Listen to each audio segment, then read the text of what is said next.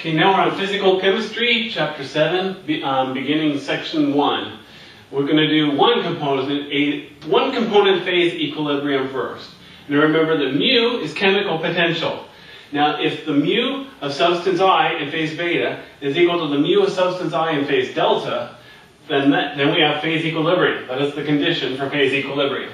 Now as an example, we have a two-phase system here. It's a beaker full of salt water. It's saturated solution, and we have some solid salts precipitated on the bottom here. So we're going to keep temperature and pressure constant. So we have two phases here. We have our liquid, our aqueous phase, the solution, and then we have the solid phase, our solid at the bottom. Now, equilibrium concentration of the salt water, NaCl aqueous, is independent of the mass of each phase, because it's an intensive quantity. Now remember, mole fraction is just x sub I of alpha. So x is mole fraction, I is the substance, and alpha is the phase.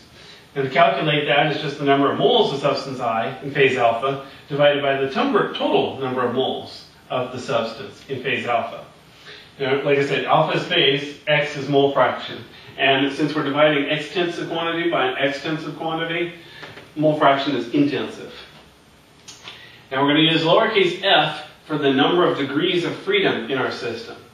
Now f is the number of independent intensive variables needed to specify the state of the system. We talked about that in chapter 1 when we defined what a state is. Now independent variables, their examples are temperature and pressure. But not all mole fractions are independent, because temperature and pressure can be pretty much anything. But x of I, all the x of i's, they have to add up to 1.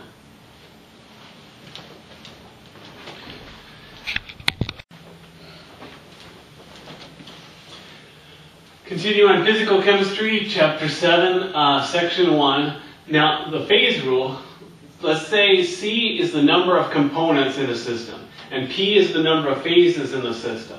Now remember, we talked about mole fractions, and they're not all independent. Because if you think about the mole fraction of substance 1 plus the mole fraction of substance 2 plus the mole fraction of substance 3, you write that in summation notation, you're going all the way to C components. So the sum of C components of the mole fraction, it has to be equal to 1. So if you know all but one of them, you know the last one by subtraction. So remember, we said the total number of intensive variables is going to be equal to 1, the temperature, plus 1 for the pressure. And then for the composition, we're going to have for each phases, for all the different phases, we're going to have C minus 1 because of what we said about the mole fractions. Now we're going to assume two things right now. One, that every chemical species we've got is present in every phase. And then two, that there are no chemical reactions occurring. So the total number of variables then is just 2 because of the temperature and pressure, plus pressure, or not pressure, the number of phases times components minus 1, just like I explained up there. Now, let's say at equilibrium for component I, we have mu sub I in phase alpha plus is equal to mu sub I for phase beta is equal to mu sub I for phase delta. How many phases you've got, they're all got to be equal. Now remember, they're not all independent though. For example, if A and B are in equilibrium and B and C are in equilibrium, then we know A and C must also be in equilibrium. That's just transitivity of equality. So the last one, basically, if we know all but one pair, then we know the last pair. So what that is for C components in P phases then, the number of independent equations is going to be equal to the number of components times the number of phases minus 1. So what that means for total degrees of freedom then, we're going to add up the total number of variables minus the number of independent equations. So we're going to end up with 2 plus P times C minus 1 minus C times P minus 1. We're going to distribute this out so we can cancel like terms. So we get 2 plus PC minus P minus PC, notice those cancel, plus C. So simplifying, we just get the number of components minus the number of phases plus 2.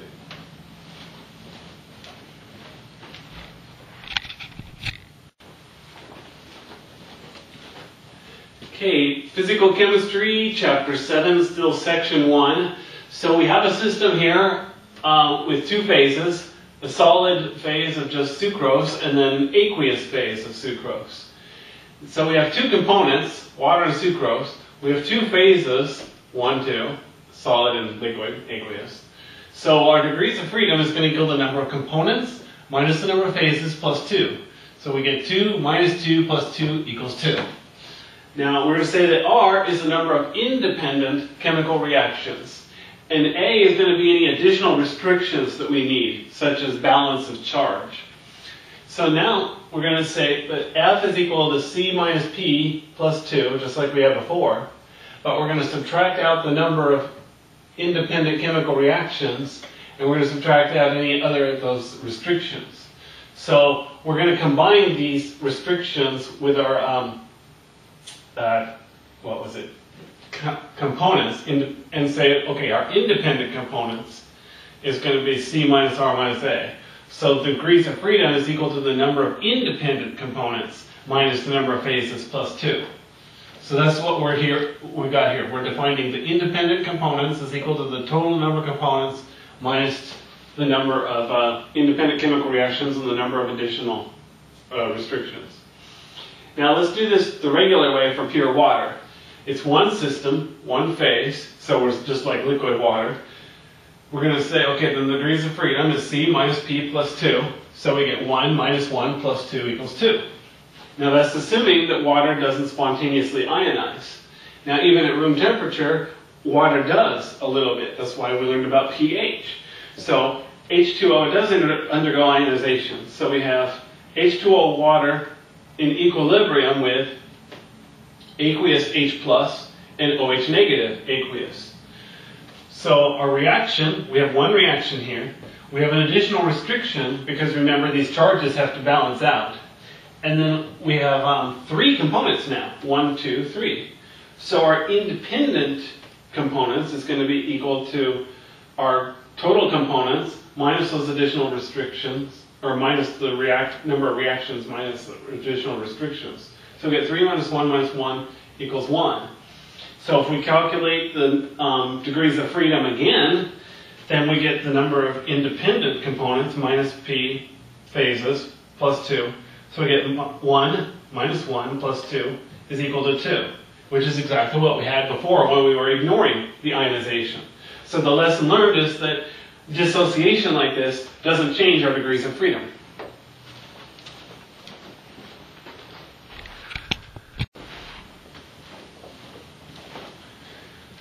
Okay, physical chemistry, chapter 7, we're on section 2 now.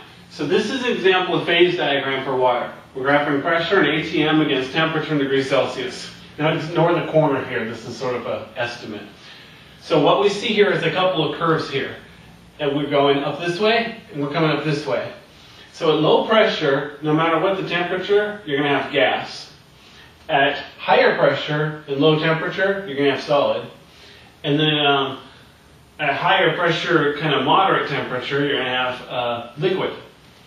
Now, as an example, if you're in this phase here, anywhere in the phase, you have 2 degrees of freedom because you can change your temperature or pressure and still be in the phase. Doesn't matter which phase. If you're here, you can change the temperature or pressure, either one, and you're still in the solid phase.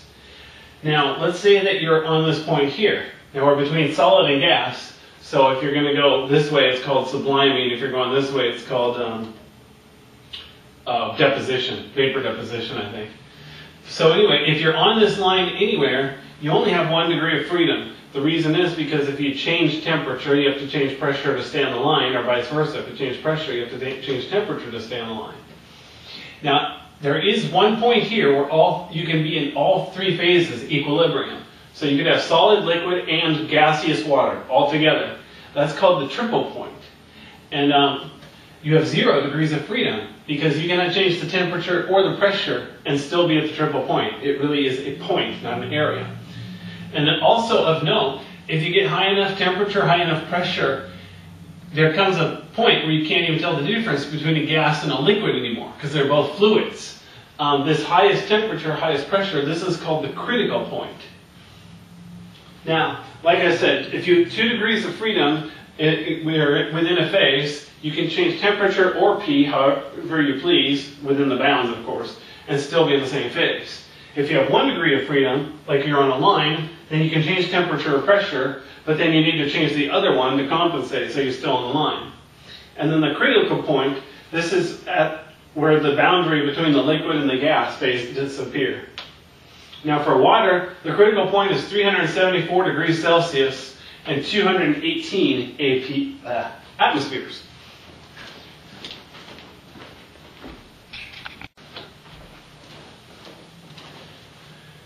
For physical chemistry, section 7, or chapter 7, section 2, we looked at the phase diagram of water.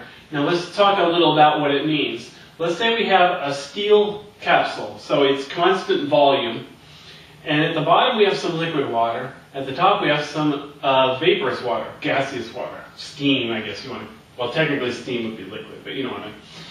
All right, so we're going to heat up this water. And we have, this is rho, not pressure. So we're going to measure rho in grams per centimeter cubed and temperature in degrees Celsius, because it doesn't have to be absolute for this. So at our low temperature, we have the density of the liquid is pretty high. The density of the gas is pretty low. As we increase the temperature in the system, we're going to have the water is going to be expanding a little bit and boiling off. So we're going to end up with more gas, which is going to get higher and higher pressure, higher and higher density. So as temperature increases, the density of the gas has to increase, and the density of the liquid is decreasing. So if you get really, really high temperature then, you're going to have really, really high vapor pressure, or density, and lower density of the liquid. Eventually, you're going to get to the critical point here. And what this says is at the critical point, the density rho of the gas and the liquid are the same. And again, we said for water, that temperature is going to be 374 degrees Celsius at the appropriate pressure. Oops, what was that pressure? 218 atm. If we had lower pressure, then it's just going to be a lower temperature, that's all. The shape of the graph is going to be the same. So now we're going to talk about the enthalpies associated with these phase changes. So for any phase change, we're going to have like a delta H of fusion and a delta S of fusion, delta H of vaporization and delta S of vaporization. Or if you skip the liquid phase, you're going to have a delta enthalpy of sublimation or delta S of sublimation. Now remember, for enthalpy, we're also calling that heat. The change in enthalpy of a phase transition is going to be known as the latent heat of that transition. Now, since delta H vaporization, when you go from liquid to the gaseous phase, that's when you're finally breaking apart the molecules, separating them out. So delta H vaporization is a measure of intermolecular forces. Now let's talk about Trouton's rule. Trouton's rule says that the entropy of vaporization increases by the same amount if for any 1 mole of substance, 1 mole of any substance is changed, going from liquid to vapor at its normal boiling point, 1 atm. Remember we said standard state is 1 bar, but that's for a different process. For this we're doing 1 atm. So what that gives us, we have the delta S molar vaporization, NBP is normal boiling point. That's equal to the change in enthalpy, again molar, and that's for vaporization, so that's boiling, at the normal boiling point, divided by the temperature of the normal boiling point. And that's roughly equal to 10.5 R. So we get 21 calories per mole Kelvin or 87 joules per mole Kelvin.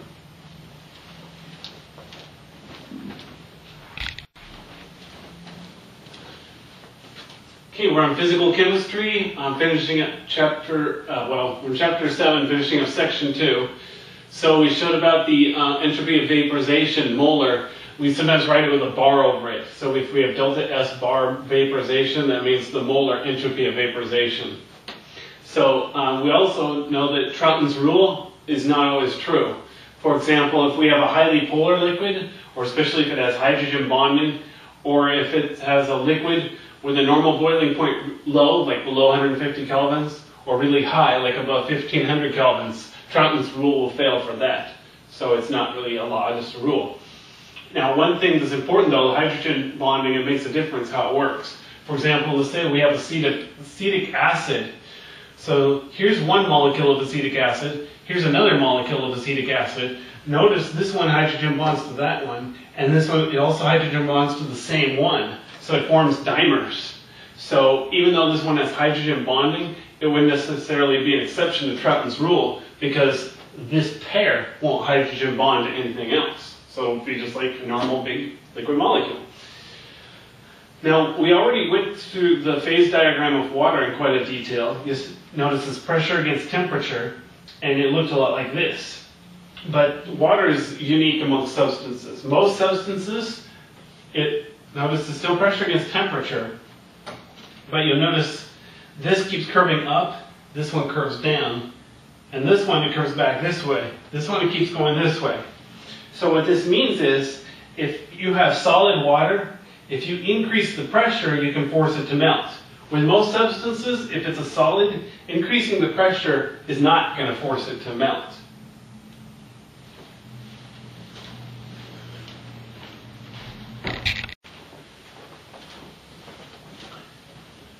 Now in physical chemistry, chapter 7, beginning section 3, we're going to talk about the Clapeyron equation eventually. So we have a simplified phase diagram here, pressure against temperature again. We've got some sort of curve, and we've got 2 points on the curve, 1 and 2.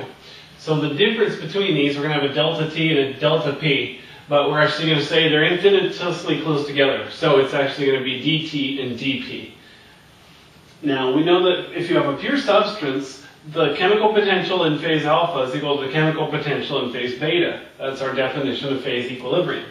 We don't need to specify substance I because we say it's a pure substance. There is only one substance.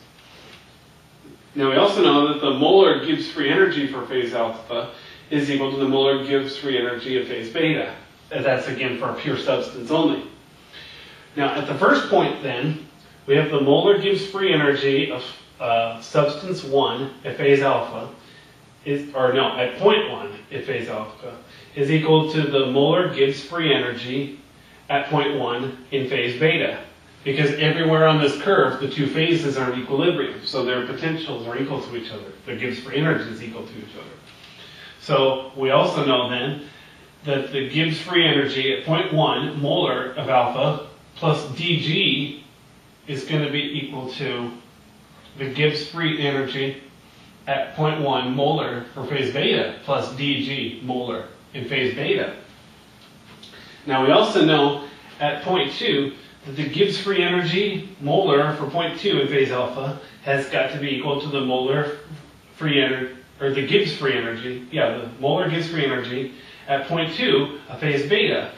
So we also know then that the differential of Gibbs free energy, or the Gibbs energy molar in phase alpha, is equal to the differential Gibbs free energy molar in phase beta. Again, that's because we are staying on this curve where the two phases are in equilibrium. Now let's say we have just a single phase. We know that dg is equal to minus sdt plus vdp plus the sum over I of mu I dni, where I is a component. So this is adding up all the components. If we have only a pure substance, we have a one-component system, then this is going to simplify. We'll just get dg is equal to minus sdt plus vdp plus mu dn. You get rid of the i's because there's no I to specify. Now remember, we define molar Gibbs free energy as just Gibbs free energy divided by n, the number of moles. So solving for g, we get g is equal to n times the molar Gibbs free energy. Now we're going to put that in differential form.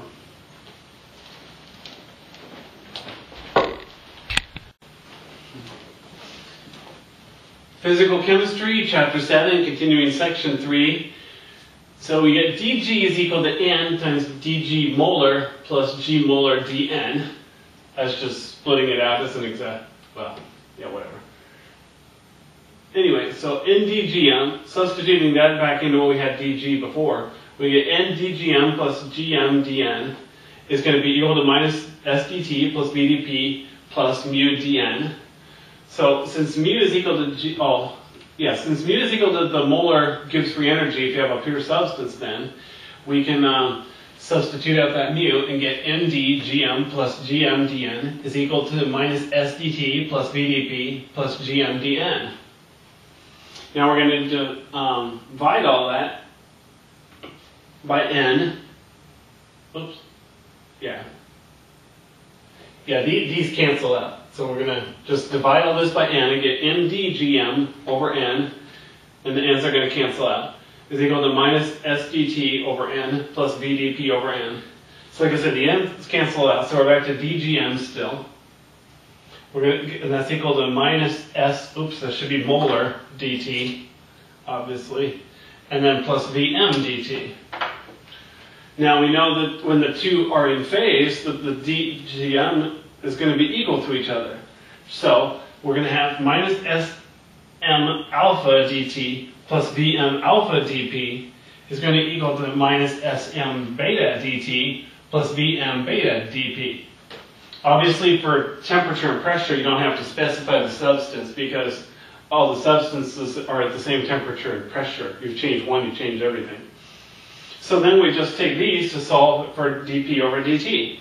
So we get dp over dt is equal to the molar entropy of alpha minus the molar entropy of beta divided by the molar volume of alpha minus the molar volume of beta.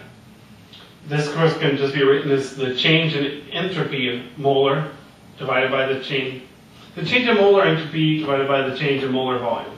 Or it doesn't even have to be molar, it could be just extensive. So delta S equal over delta V. And this is for our phase transition. Remember when we were on that line between phase alpha or beta and, well, it doesn't really matter, two phases. Okay, so let's say we have this reversible transition between phase beta and alpha. This is a phase change still. So we know that delta G is equal to 0 because the delta G is the two phases are equal to each other. And we know that delta G is equal to delta H minus TdS. So delta S must be equal to delta H over T. So what we're going to do then is take dP over dt is equal to delta H molar divided by T delta V molar, or just delta H over T delta V. And this is the Clapeyron equation that I told you we were going to talk about.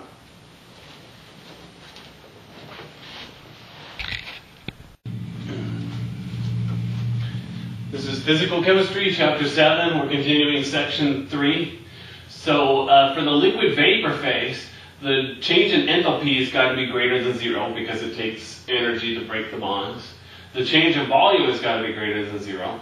So the derivative of pressure with respect to temperature has to be greater than 0.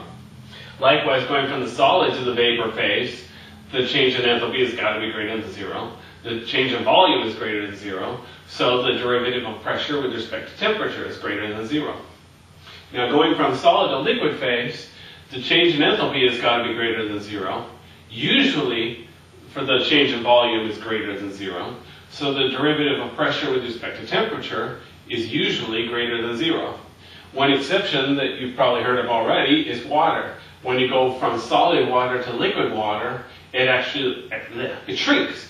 So delta V, the change in volume, is less than 0. So the derivative of pressure with respect to temperature is going to be less than 0 for water at the melting point. Now let's talk about liquid vapor versus solid vapor equilibrium. When you're going from liquid to gas, the change in molar volume is going to be equal to the molar volume of the gas minus the molar volume of the liquid, which is roughly equal to the molar volume of the gas because it's so much larger than the liquid.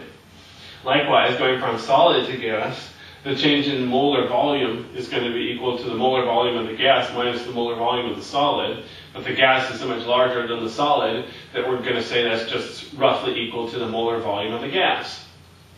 Now, if we assume ideal behavior, meaning using PV equals nRT, then what we can say is that the molar volume, the change in molar volume, is roughly equal to the molar volume of the gas, which is just equal to RT over P. Remember, R is the gas constant, T is absolute temperature, and P is pressure.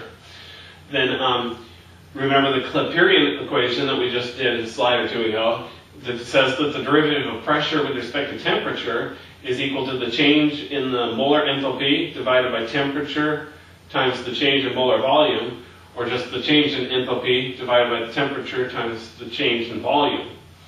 So substituting that in, combining that with our ideal gas law, what we know now, we can say that the derivative of pressure with respect to temperature is equal to the change in enthalpy molar divided by temperature times the molar volume, change in molar volume. So using this, our idealizations here, we can say that's roughly equal to pressure times the change in molar enthalpy over RT squared. Now, we know that the derivative with respect to P of the natural log of P is just 1 over P. So doing algebra, rearranging that a little, we get the differential of P divided by P is equal to the differential of natural log of P.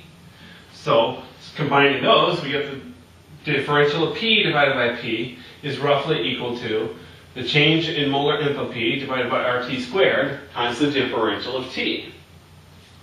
So then we get the derivative of natural log of P with respect to T is roughly equal to the change in molar enthalpy divided by RT squared. And this equation is called the Clausius-Clapeyron equation.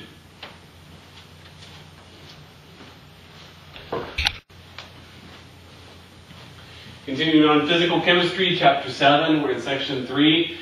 So we came up with the Clausius-Clapeyron equation on the last slide, which is the derivative of the natural log of pressure with respect to temperature.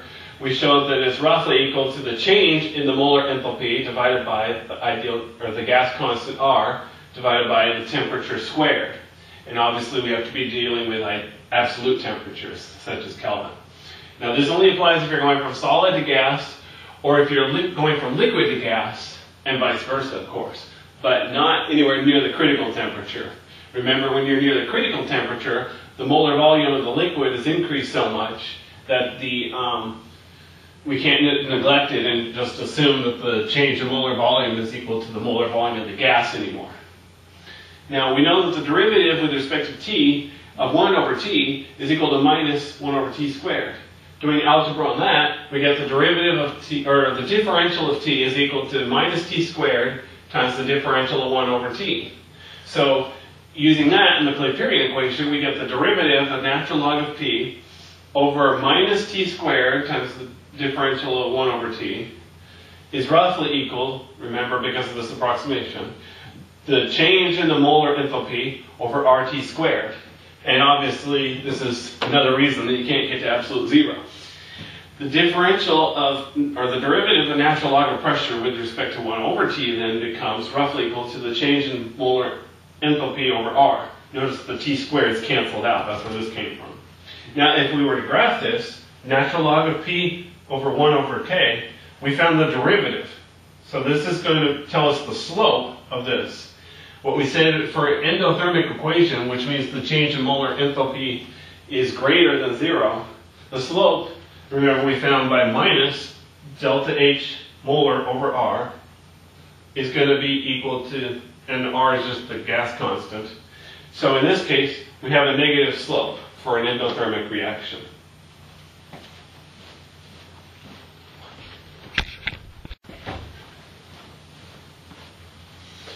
Okay, welcome to physical chemistry. We're in chapter 7, section 3. We showed before how the derivative of natural log of pressure with respect to temperature is roughly equal to the change in molar enthalpy divided by RT squared. And that's called the Clausius-Clapeyron equation. Now, this only applies to solid gas transition and vice versa, or from liquid to gas transition, as long as you're nowhere near the critical temperature, and vice versa. This doesn't apply to a solid liquid transition. Now remember, that the reason it doesn't apply when you're near the critical temperature is when you're at the critical temperature, the molar volume of the liquid is so large that the molar volume can't be we are approximating it up here by saying it's equal to the molar volume of the gas, by neglecting the molar volume of the liquid. Near the critical temperature, the molar volume of the liquid is so large that we can't just neglect it. So our assumption is not really true. Now remember, the derivative with respect to temperature of 1 over temperature is equal to minus 1 over temperature squared. So just using algebra to rearrange that, we get the differential of temperature is equal to minus temperature squared times the differential of 1 over temperature. Therefore, combining that with what we had up here, we get the derivative of natural log of pressure over minus T squared with respect to 1 over temperature is roughly equal to the change in molar enthalpy over RT squared. And of course, this is one reason we can't get to temperature absolute zero. We'd be dividing by zero here. And again, using our approximations from above, substituting that in, we get the derivative of natural log of pressure with respect to 1 over temperature is roughly equal to minus the change in molar enthalpy over R. Now, if we were to graph natural log of pressure over 1 over T then, this gives us the slope. Now, the first thing we want to remember though, if you take the natural log of pressure, you can't really do that because you have units. You can't take the natural log of a unit. So what we're saying is our loophole is basically we're actually taking the pressure divided by a reference pressure, such as 1 torr or 1 bar, 1 atm. Just basically divided by the number of 1 with units. The units cancel out and you can take the natural log of the number and graph it. It's sort of a loophole we use. So what I've graphed here is for an endothermic reaction, the change in enthalpy for the not reaction, but I mean phase change, like going from solid to gas or liquid to gas. Like I said, if it's endothermic, delta H molar is going to be greater than 0.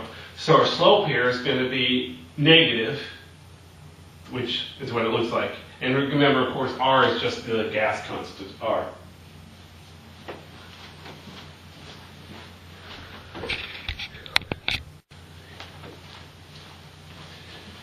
Continue on physical chemistry, chapter 7, section 3. So before we were talking about the Clausius-Clapeyron equation, which is the derivative of natural log of pressure with respect to temperature, which we said is roughly equal to the change in molar enthalpy of the transition over RT squared. T is temperature, obviously. Now we're going to just multiply by dt to get that over on that side. So we get derivative of natural log of pressure is roughly equal to change in molar enthalpy over RT squared times the differential of temperature. We did that so we can integrate both sides.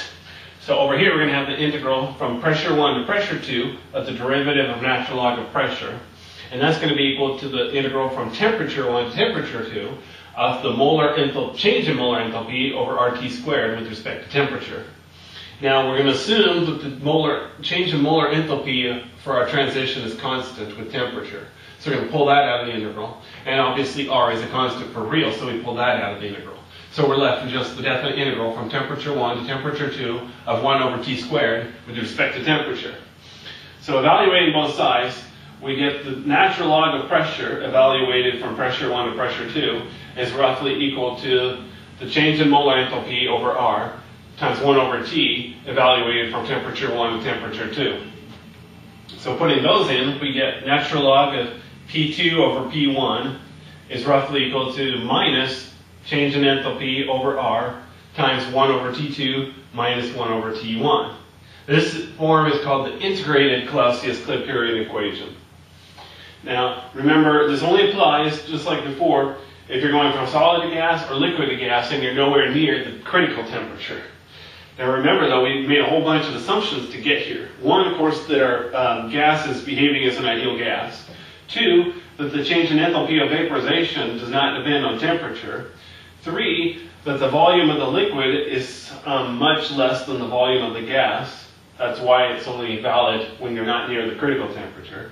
And of course, just like always, we're assuming that our system is at equilibrium.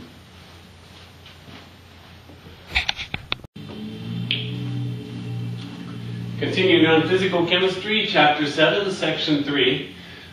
So we have that equation, and we're going to say, what if pressure 1, we're just going to start at 1 atm? Then temperature 1 is just going to be the normal boiling point, which is constant for a substance. Then what we have is the natural log of the pressure divided by atm is roughly equal to minus the change in molar enthalpy. Oops, yeah, that should be molar enthalpy over R times 1 over T plus the change in molar enthalpy over R times the temperature at NBP. NBP, you remember, is normal boiling point, which is the temperature at the boiling point of 1 atm, or whatever your reference pressure is. Now we're going to define a constant capital B, which is going to be equal to E to the delta H molar over RT normal boiling point. So keep in mind your rules for natural logs and exponents. If the natural log of x is equal to a plus b, taking the e to both sides, you're going to get x is equal to e to the a times e to the b. So using that on this, we're going to get pressure over ATM is roughly equal to this new constant b that we defined times e to the negative delta H molar over RT. Remember the negatives from here. And that's roughly equal to b over e to the delta H molar over RT. Now if T increases, then the vapor pressure is going to go up exponentially. Now, remember T is on the bottom here. Think about that. So remember though, this is from the Clausius-Clapeyron equation, and that does not apply to a solid-liquid transition, only solid and gas and liquid gas. So from what we had before, from the Clapeyron equation, and we have the derivative of pressure with respect to temperature is equal to the change in enthalpy of fusion over temperature times the change in volume of fusion. Remember, FUS is fusion, which is melting, not nuclear fusion. And then that equals to delta S over a fusion over delta V a fusion. And remember, that's because delta S fusion is equal to delta H fusion over the temperature at MP. And MP is the melting point, which is what we're talking about right now for your solid-liquid transition. Now, we're going to multiply by dt here like we did before and integrate it. So we're going to get the integral from state 1 to state 2 of with respect to pressure is going to be equal to the integral of the change in entropy of fusion divided by the change in volume of fusion with respect to temperature. And that's going to be equal to the definite integral from temperature 1 to temperature 2 of the change in enthalpy of fusion divided by the temperature melting point times the change in volume of fusion with respect to temperature. So evaluating this integral, we just get pressure 2 minus pressure 1. And we're going to get delta S fusion over delta V fusion, so we send those constants, times T2 minus T1. And then evaluating this integral, we're going to get delta H fusion over TMP, so we assume those are constant too, over delta V fusion, times T2 minus T1. But remember, this form only applies for our other transition, the solid-liquid transition.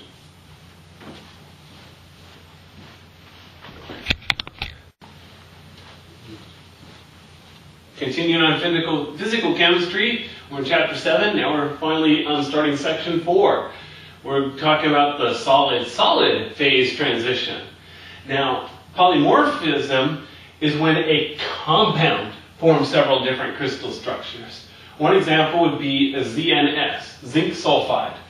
One form would be zinc blend, which is tetrahedral, just like diamond, sp3 hybridization or whatever. And then the second one would be called wurtzite, which has a hexagons. Now, for the same idea, but for an element, it's not called polymorphism, it's called allotropy. An obvious example, I'm sure you've heard of, is carbon. There was diamond, and then graphite, and then recently discovered buckyballs, and actually carbon nanotubes also. So in the case of an element, they're called allotropes.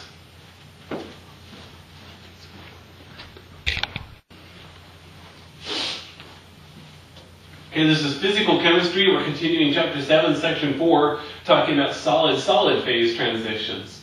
One example is a sulfur, which has allotropes, rhombic and monoclinic.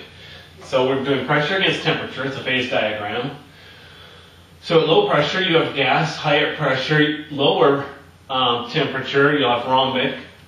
And then higher temperature, you'll get monoclinic. And then finally, you'll melt it, and so on. So sulfur actually has 3 triple points. One, where you can have orthorhombic, monoclinic, and gas all in equilibrium. 2, where you can have monoclinic, liquid, and gas all at equilibrium. And then 3, where you can have the orthorhombic, monoclinic, and liquid all in equilibrium. Now, that brings up the obvious question, would it be possible to have a quadruple point? Well, clearly sulfur does not have one. I've heard rumors that it's impossible to have a quadruple point, but I don't understand the logic behind that. So, anybody would like to comment on this video and explain why or why not you can have a quadruple point? That's a good idea.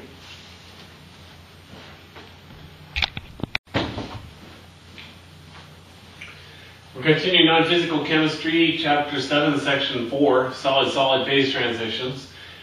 Phosphorus has allotropes too. Oxygen has allotropes. I'm sure you've heard of diatomic oxygen we breathe, and then ozone, which is O3. Now, a metastable state, let's define that. We say that phase alpha is said to be metastable with respect to phase beta if the molar Gibbs free energy of phase alpha is greater than the molar free energy of Gibbs free energy of phase beta. Now, if we have a metastable substance, then we should expect it to slowly decompose, or whatever you want to call it, go through the phase transition to become the stable form. Now, for this to mean anything, though, of course, that phase alpha, it has to exist in the first place for a reasonable or significant amount of time. Now, one obvious example, of course, is diamond. I'm sure you know that diamond is an allotrope of carbon, and so is graphite. Graphite is a more stable form at room temperature, normal pressure. That's why it's a lot more common. So what you would expect eventually is for diamonds to decompose into graphite. Of course, the reason that it exists for such a significant amount of time and that you don't expect it to happen is because the atoms are all covalently bonded, and so you're not, at room temperature, you're not actually able to break that bond and go through the phase transition. So, but still, that's why we wouldn't say it's unstable, that it's metastable. It exists for a long time. Now, there are other examples of possible metastable states. For example, if you take a liquid and you supercool it, that means go down below the freezing point. That can happen. It's not stable because, you know, it could freeze if you give it a chance, like touch it or something. Same thing, if you take a liquid and you heat it up above the boiling point, like in your microwave, don't give it a chance to boil off. You can go above the boiling point and it'll exist for an observable amount of time, but it's not really stable, it's metastable.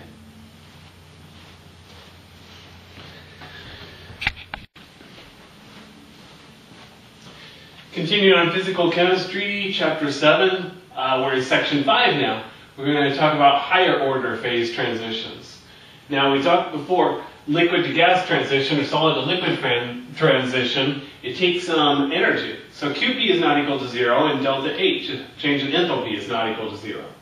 Now, first order transition here, we graph CP, heat capacity at constant pressure, against temperature, and we have a transition temperature for a phase transition.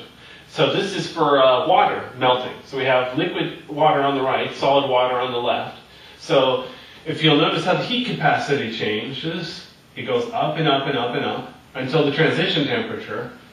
And then right past the transition, it starts at infinity and it comes down. So this is a first order transition. So we have CP, remember, that's equal to dq, constant pressure, over dp. And that's constant pressure, that's kind of redundant. And that's equal to the change in enthalpy with respect to temperature at constant pressure. Now, a second order transition looks a little bit different. So again, we're graphing the heat capacity at constant pressure against temperature. We have some sort of transition temperature for our phase transition. And we're going from this phase to this phase, whatever that means. The calculation we did before, Cp equals dq over dt, it does not apply. But we know that the change in internal energy is equal to 0. So the change in Q is equal to delta H is equal to 0. Also, the phrase that we came up, or the equation that we came up with before, the derivative of pressure with respect to temperature equal to the change in enthalpy over T delta V, that doesn't even apply to this situation.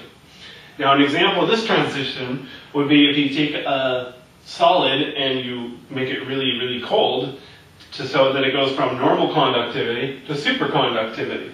And that was first discovered in mercury.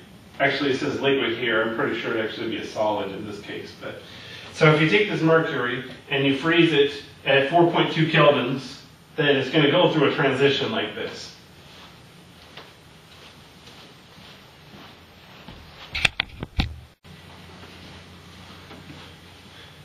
Continue on physical chemistry, chapter 7, section 5.